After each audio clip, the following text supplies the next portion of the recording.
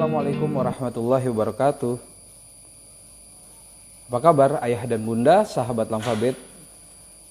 Semoga kita dalam keadaan sehat walafiat bersama dalam program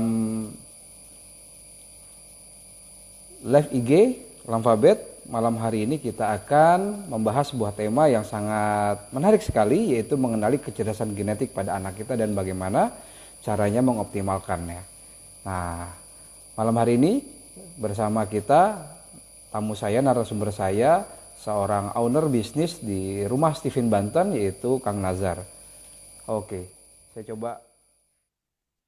Assalamualaikum warahmatullahi wabarakatuh. Waalaikumsalam warahmatullahi wabarakatuh. Masya Allah, apa kabar Kang? Ini wajahnya Mas Ibu. Alhamdulillah, sama nih, cerah juga di sana. Oke, Kang Nazar, kita coba cek dulu audio dan visualnya, apakah bisa didengar dan dilihat dengan baik. Kang Nazar ini adalah seorang praktisi di bidang kecerdasan genetik yang malam hari ini kita akan kupas bersama, sahabat semua. Jadi silakan mengikutinya, dan jika ada pertanyaan ataupun juga ada hal yang ingin disampaikan, ingin di-sharingkan, silakan langsung saja bisa menggunakan chat IG-nya melalui device yang sudah ada, ataupun juga langsung bisa bertanya langsung ke Kang Nazar. Baik. Siap. Yuk. Oke. Gimana kabarnya Kang? Sehat ya? Alhamdulillah ya? Alhamdulillah. Berkah hari ini. Berkah ya, walaupun belakangan ini diguyur hujan terus ini. Gimana? Posisi rumah aman ya? Aman. Alhamdulillah berkah hujan Mas Yusuf, jadi nggak usah nyiram pohon di luar. Oke, ya. Baik, sama-sama kita buka dengan baca basmalah. Bismillahirrahmanirrahim. Semoga Allah memberikan keberkahan, memberikan karunia kepada kita, ilmu yang bermanfaat. Kang Nazar, sebelum kita mulai, mohon izin dong memperkenalkan diri, apa aktivitasnya, sehingga sahabat Lamfabet ini juga bisa lebih mengenal lagi nih, karena insya Allah ini kita akan ada serial nih. Bismillahirrahmanirrahim. Assalamualaikum warahmatullahi wabarakatuh. Waalaikumsalam warahmatullahi wabarakatuh. Bersyukur pada Allah dengan mengucapkan alhamdulillahirrahmanirrahim. Salawat atas Nabi dengan melafalkan Allahumma sholli ala sayyidina Muhammad. Allahumma sholli wa barik. Sebutannya apa nih ke pemirsanya, Mas Yusuf? Oh, sahabat Lamfabet, ayah bunda. Oh, Bapak Ibu juga. Sahabat Lamfabet. Oke ya, sahabat Lamfabet. Perlu diperkenalkan, nama saya Nazaruddin. Akrab disapa dengan Nazar, atau akun Facebooknya Abi Nazar. Banyak teman-teman saya sering menyebutnya Abi Nazar. Yes. Karena memang ya dipanggil sama anak-anak saya Abi Nazar gitu ya. Saya kalau asli orang Banten, Mas Yusuf, Pandeglang, cuman di kayaknya nggak terlalu lama gitu loh. Jadi sering di luar seringnya. Baik. Sekarang aktivitas saya sebagai ASN, PNS, cuman saya suka dari dulu tidak terlalu suka hanya satu gitu Mas Yusuf. Jadi selalu ada punya sampingan. Nah, sampingan yang sudah lama saya jalankan, yang malam ini akan saya sharingkan, saya alhamdulillah diizinkan Allah memiliki sebuah cabang Steven ya, di Kota Serang. Steven itu adalah model untuk memahami kecerdasan seseorang dari belahan otak yang dominannya. Itu Mas Yusuf. Jadi itu sementara saya aktivitas hari-hari, karena zamannya corona ini, saya sebagai ASN-nya di rumah aja nih. Karena di Banten masih PSBB. PSBB ya? Betul. Kerja di rumah aja. Jadi di ruangan ini aja Mas Yusuf, hampir setiap hari saya ini kerjanya. Baik. Jadi ketika Mas Yusuf nawarin untuk berbagi, ini saya senang banget. Ya. Masya Allah. Terima kasih. Ini semoga ilmunya bermanfaat nih, menjadi amal jariah kebaikan untuk kita bersama nih Kang Nazar. Amin. Kenapa? Karena betapa berbicara tentang bagaimana kita ingin memberikan pendidikan terbaik, memberikan treatment terbaik untuk mengoptimalkan tumbuh kembang kecerdasan anak kita. Ya, ini menjadi PR sepanjang masa nih Kang Nazar. Nah, betapa sekarang banyak orang tua juga yang merasakan kebingungan. Bagaimana sih sebenarnya anak saya ini bisa lebih maksimal, mungkin berbicara passion gitu ya, ada passionnya, kemudian juga ada bakat minat di situ juga. Nah, ini kan PR banget nih buat kita orang tua untuk bagaimana mengetahui potensi anak kita. Nah, sahabat semua, jadi Alfabet Indonesia malam hari ini kita akan mengupas satu tema yang menarik, yaitu mengenali kecerdasan genetik. Wah, ini keren banget istilahnya genetik. Kang, boleh sedikit, iya, apa sih sebenarnya kecerdasan genetik itu? Baik, mungkin ada latar belakang dulu Mas Yusuf. Boleh, jadi, boleh. Kenapa saya serius banget? Ya, kenapa saya akhirnya serius di salah waktu saya. Jadi memang mungkin part time tapi full heart ya. Ini. Karena full heart, karena saya merasa gue banget Mas Yusuf. Oke. Jadi, saya nggak mau orang-orang berikutnya yang setelah saya jangan sampai kayak saya. SMA saya IPA, kuliah IPA, tapi nggak punya passion di IPA gitu loh, sama sekali enggak. Itu saya dulu sempat bingung kenapa begitu ya. Di kampus saya nggak pernah aktif di lab, nggak pernah aktif di penelitian, enggak. Kelompok itu enggak, saya aktifnya di pers mahasiswa, di teater gitu. Dulu saya bingung kenapa gitu. Kang, ngomong-ngomong kuliahnya di jurusan apa? Saya di MIPA, jurusan biologi. Itu pun karena PMDK Mas Yusuf. Yes, oke. Karena saya di SMA-nya lumayan lah ya, angka-angka nilainya gitu, dapat PMDK. Nah, pendek cerita, jadi saya keluar, jadi gini, saya tes Stephen 2011. Yes. Nah, dengan Stephen 2011 itu jadi banyak pernyataan, oh pantas gitu lah. Oh pantas, waktu saya kuliah dulu nggak aktif di MIPA-nya, tapi aktif di hal-hal sosial. Oh pantas, waktu saya kerja di koran, itu di pemasaran koran saya sukses. Dari Oplah 2000, saya pegang 3 bulan jadi 30.000 di koran lokal di Bogor, ada Bogor. 98 sampai 2000 saya di Bogor. Jadi banyak pantas. Setelah saya tes 2011. Nah, dari situ saya bilang, keren banget ini ilmu konsep Stephen ini. Jadi kalau ini sudah sejak awal paham tes Stephen, maka tidak ada banyak orang yang salah asuh kayak saya gitu loh. Saya investasi. Betul. Itu awalnya. Maka saya menelateni, menyeriusi Stephen. Ya, jadi langsung ngebut lah gitu, pengen taunya. Karena wah ini luar biasa, ini harus saya tahu saya. Karena tadi banyak pantas Mas Yus. Oh pantas gitu. Nah, setelah saya dalami ternyata memang betul. Jadi bagaimana pola asuh, pola anak, cara belajar, itu benar-benar diperhatikan di Stephen. Jadi ibaratnya gini Mas Yusuf. Yes. Kalau kita bandingkan nih antara pisau, silet, golok, gergaji punya kesamaan nggak? Sama-sama bisa memotong. Memotong. Tapi apakah efektif memotong kertas dengan gergaji? Apakah efektif memotong kayu dengan silet gitu? Nah, itu maksudnya ya. Iya. Nah, Stephen ini ternyata bisa memberikan gambaran pada kita apakah anak kita silet gitu loh. Apakah golong, apakah kampak atau gergaji gitu loh. Nah, itu pastinya tuh cara mengetahuinya harus butuh suatu ilmu, keterampilan tertentu itu. Iyalah ya. Jadi sebenarnya ini ada dua hal Mas Yusuf. Pertama, Stephen atau sebagai konsep, dan yang kedua sebagai alat tesnya gitu ya. Kita harus pisahkan. Karena alat tes ini pasti terus berkembang.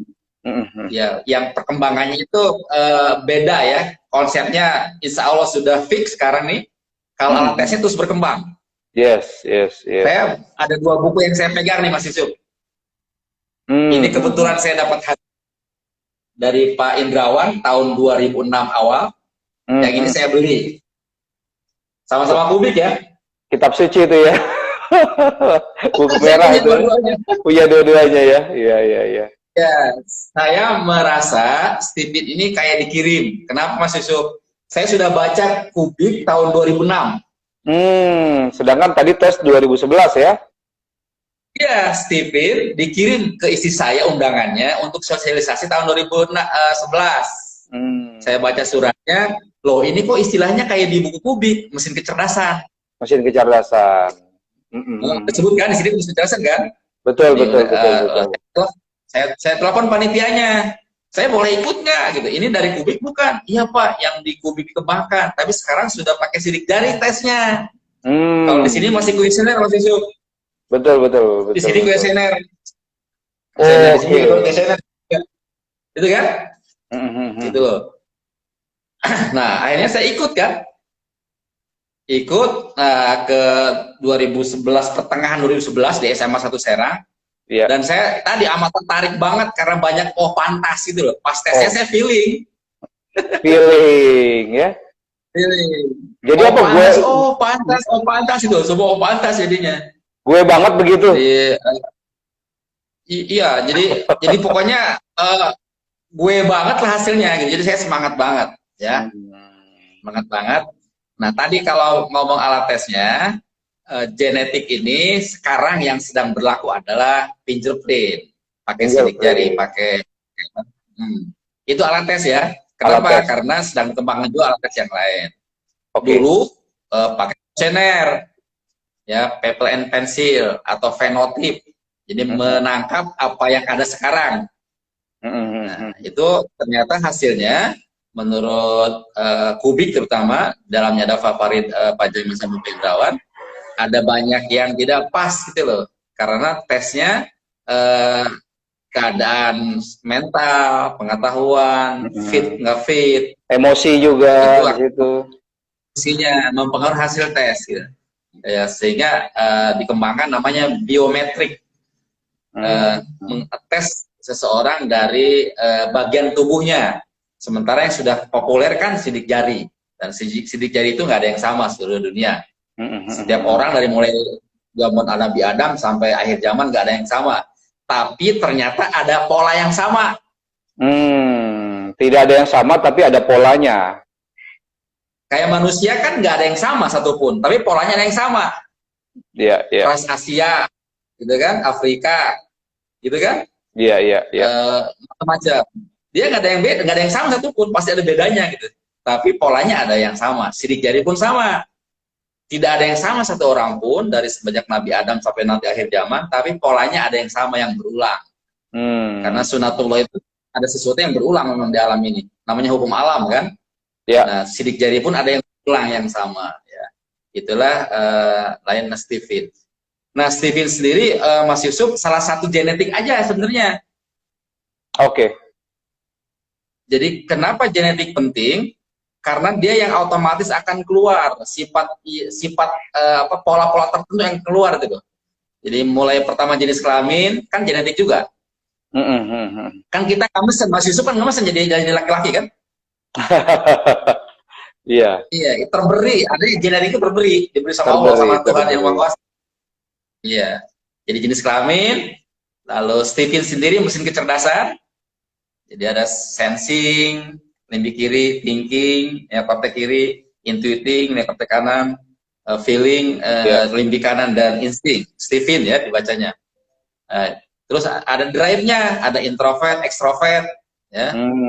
Lalu ada kapasitas otak, IQ juga sama itu terberi dari Allah. Nggak mesen, misalnya saya nggak mesen IQ-nya 113, nggak mesen. Terberi, ya. Dan terakhir golongan darah. Nah, kenapa harus paham semua itu? Karena itu akan mempengaruhi pada seseorang, ya. Sederhananya gini, kalau ngomong ke anak-anak, ini masih umum Mas Yusuf ya, belum kita tajamkan kemana-mana nih. Betul, betul. Ini kita pakai untuk sebagai pengantar. Ya, mengantar. Misalnya secara umum gini, ilmu komunikasi mengatakan bahwa kita berbicara dengan seseorang sesuai dengan pengetahuannya, bahasanya, atau kita bisa melihat usia, jenis kelamin, kan genetik tuh. Ngomong sama laki-laki harus beda tong dengan perempuan, betul gak? Betul. Ngomong ke anak dengan dewasa harus beda dong, gitu ya. Beda. Nah sekarang kalau sudah paham genetik, ditambahin lagi Mas Yusuf. Ngomong pada laki-laki yang feeling, yang usianya 6 tahun, dengan laki-laki yang sensing atau thinking, yang sama usianya, dalam jenis kelamin sama, harus berbeda gayanya gitu. Oke. Karena bisa jadi ke anak pertama sukses dengan cara A, ke anak kedua belum tentu sukses dengan cara A kan? Karena tadi ada sesuatu yang kita belum paham yang secara umum. Karena Stephen kan belakangan ketemunya gitu loh. Sehingga tadi manfaat Stephen jadi akan banyak akhirnya. Karena tadi dia bagian dari genetik gitu loh. Bagian dari bawaan, terberi dari Allahnya. Maka konsep Stephen kan konsep bersyukur dan bersabar. Artinya maksudnya apa tentang bersyukur? Ya, kalau ngomong bersyukur itu kan sederhananya adalah menggunakan yang diberikan. Ya enggak? Sehingga janji Allahnya, kalau kamu bersyukur, maka Allah akan menambah nikmat kan? Betul, betul. Betul? Saya diberi otak feeling di bawah kanan nih. Kata keterangan Stephen, itu bagusnya di sosial, ketemu orang, gitu, mengelola orang. Saya nggak bersyukur, kuliahnya di IPA, ngelola angka, ngelola gitu loh. Itu jadi nggak dapat nikmat saya. Sekolahnya susah. Tidak mengoptimalkan gitu ya. Iya, nggak bersyukur. Tidak bersyukur. Oke. Wah. Oke. Sehingga nanti lahirnya Stephen ini adalah cara bersyukur dengan cara yang tepat gitu loh, karena ada ilmunya. Itu Mas Riko. Jadi intinya tadi, karena bersyukur itu levelnya lebih tinggi dari bersabar. Iya. Iya, karena kata Ustadz nih, kalau orang udah level tinggi, bahkan ada kecelakaan pun, alhamdulillah dulu. Alhamdulillah ala kulli hal, baru innalillahi wa inna ilaihi raji'un kan. Betul nggak? Iya. Dalam keadaan apapun harus bersyukur gitu loh.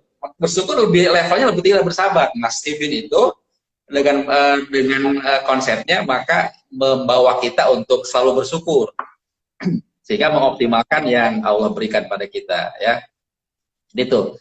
Jadi kalau ngomong Stephen tadi nggak tiba-tiba juga Mas Yusuf, ternyata ya setelah saya pelajari nih.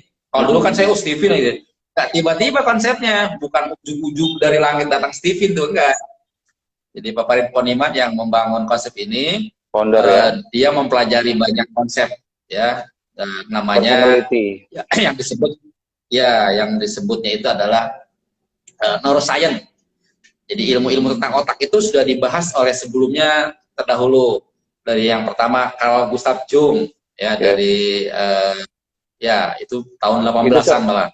Disebut itu seorang Bapak tokoh psikolog modern. Iya, psikolog benar. Iya, psikologis modern. Yang dia memberikan bahwa di otak ini ada fungsi dasarnya gitu kan. Dan namanya mirip dengan Stephen ini, cuman dia Steve. Di buku ini masih Steve nih. Di buku ini masih Steve. Di sini sudah Stephen. Ya? Oke. Ini sudah Stephen nih. Itu berapa lama perbedaannya itu? Kalau dari tulisan bukunya nih, kalau dari ceritanya dari 99 ya. 99 ya. Kubik itu masih Steve ya. Itu kalau orang-orang yang masuk ke trainingnya sebelum dimulai pembelajaran maka di asesmen dulu ya, pakai kuesioner, dia dipetakan menjadi 4 tadi Steve: sensing, thinking, intuiting, feeling. Nah, itu fungsi dasar otak. Fungsi yang mensensori, mengindra gitu. Yes. Fungsi yang memikirkan, fungsi yang mengintuisi, menghayalkan, dan fungsi yang merasakan, feeling. Steve di sini nih. Itu pertama tadi pusat Jungian lah. Jadi Steve ini Jungian. Jadi memang merujuk ke Jung. Lalu ada yang kedua, tokoh yang kedua yang juga digunakan oleh Pak Farid dipelajari, yaitu Ned Herman.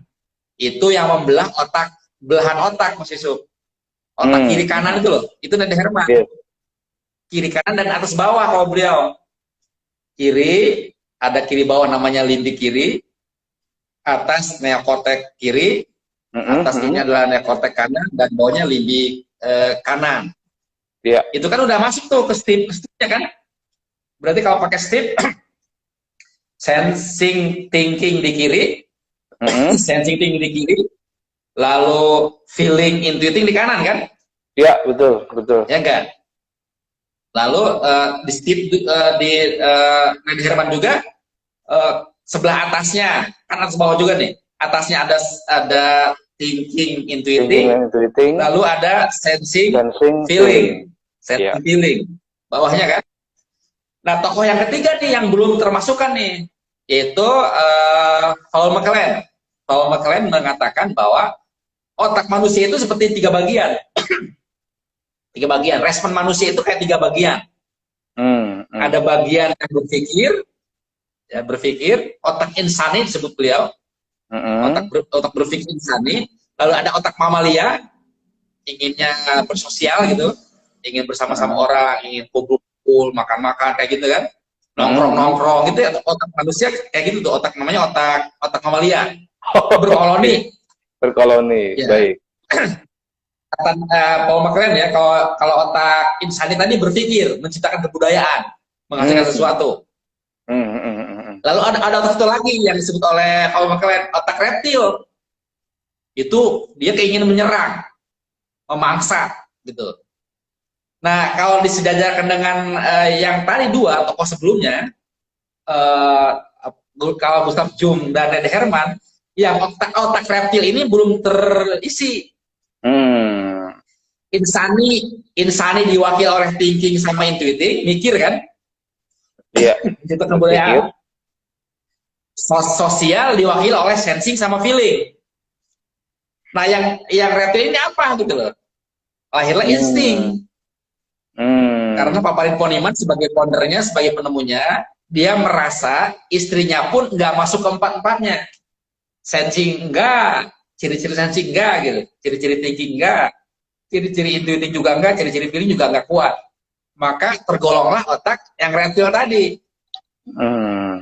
Cuman Paparin Poniman karena Muslim, dia tidak suka dengan istilahnya berkasta. Ada kasta kan? Insani lebih tinggi dari mamalia lebih tinggi dari reptil. Maka Paparin Poniman lebih suka merujuk pada Carl Gustav Jung. Pakai Stephen tadi, sensing, thinking, intuiting, feeling. Nah, yang satu lagi apa nih? Oh, dia lebih tepat naluri atau insting ketimbang reptil. Gitu loh. Jadilah Stephen gitu loh. Jadi yang saya mau katakan adalah konsep Stephen ini bukan ujug-ujug datang gitu, tapi ada pendahulunya. Gitu, pendahulunya. Sehingga lengkaplah Stephen sebagai konsep. Jadi semua otaknya itu dari 3 tokoh sebelumnya sudah terwadahi oleh Stephen. Gustav Jung, Nede Herman, dan Paul McLaren sudah terwadah semua. Jadi sehingga Paparin mengatakan bahwa Stephen ini bukan menambahi 1, tapi sintesa gitu loh. Karena dari 3 itu jadi sorry, saya minum dulu nih.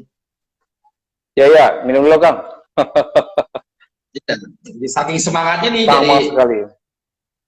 Jadi sambil Kang Nazar minum, jadi membahas tentang kecerdasan genetik ini sebenarnya melihat dari kinerja belahan otak mana yang dominan begitu, yang bekerja.